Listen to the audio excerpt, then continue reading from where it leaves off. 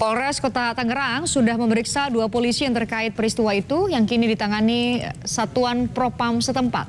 Visual pemeriksaan didapat langsung dari Kapolres Kota Tangerang, Kombes Sabilul Alif. Dari pemeriksaan itu, penindakan kepada pengendara motor dilakukan karena ia tidak memakai helm, tidak memiliki SIM, dan motornya tidak dilengkapi STNK.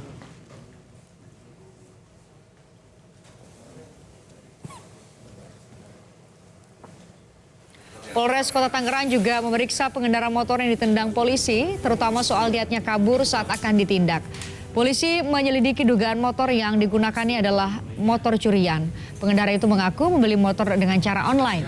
Ia juga tidak bisa menunjukkan bukti kepemilikan kendaraan.